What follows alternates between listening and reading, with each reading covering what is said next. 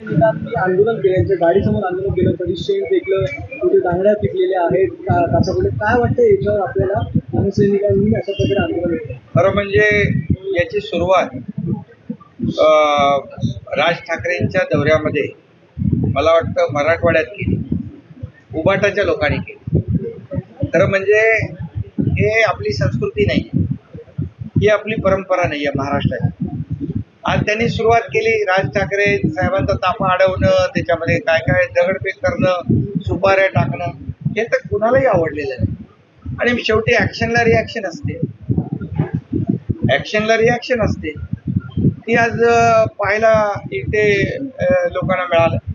परंतु याचं कुठलंही समर्थन या ठिकाणी अशा प्रकारच्या कुठलेही, आज आम्हाला सुरुवातीपासून ज्या दिवशी सरकार स्थापन झालं त्या दिवसापासून काय म्हणताय, हे सरकार घटनाबाह्य आहे, हे सरकार 1 महिन्यात पडणार, हे सरकार 2 महिन्यात पडणार. झाले 2 वर्ष होऊन गेले, सरकार अधिकाधिक मजबूत होत गेलं. कारण आम्ही बाळासाहेबांचे, दिघे साहेबांचे विचार सोडले नाही, आणि विचार सोडले नाहीत म्हणून आज लोक आमच्या सोबत येत आहेत. आणि ज्यांनी विचार सोडले त्यांच्यावर अशी पाळी, अशा याचा सामना करावा लागतोय. ज्यांनी विचार सोडले त्यांना अशा परिस्थितीचा सामना करावा लागतोय. आणि म्हणून ज्याने त्याने ठरवलं पाहिजे आपण कुठल्या कुणीचे आहोत, आपलं ध्येय काय, आपले विचार काय, त्या सगळ्या गोष्टी. म्हणून सत्तेसाठी कुठलीही कॉम्प्रोमाइज विचारांची आम्ही करणार नाही आणि आम्ही केली नाही. म्हणून शिवसेना वाचवण्यासाठी, धनुष्यबाण वाचवण्यासाठी आम्ही हा निर्णय घेतला आणि लोकांनी त्याला पसंती दिली. आणि म्हणून तुम्ही पाहिलं, आमचं सरकार स्थापन झाल्यानंतर झालेल्या ग्रामपंचायतीच्या निवडणुकीमध्ये हा शिवसेना पक्ष धनुष्यबाणाचा, बाळासाहेबांचा, दिघे साहेबांचा, भाजप नंतर हा 2nd नंबरला होता.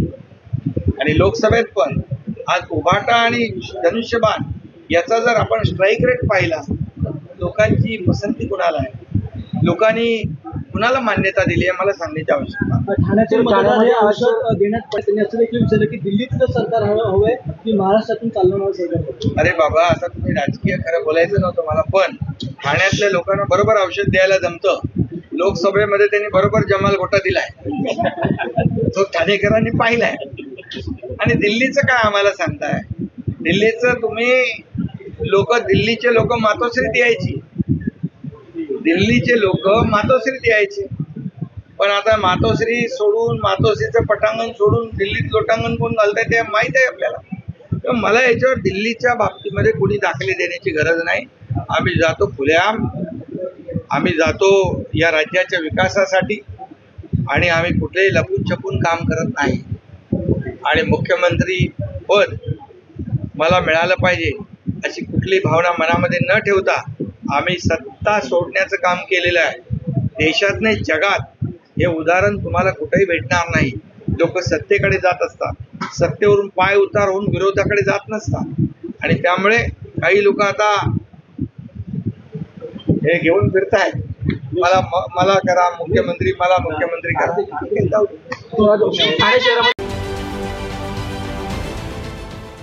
देश विदेशातील प्रत्येक घडामोडींचे लाईव्ह अपडेट मिळवण्यासाठी आता साम टीव्हीच्या सर्व सोशल मीडिया प्लॅटफॉर्मला लाईक, फॉलो आणि सबस्क्राईब करा.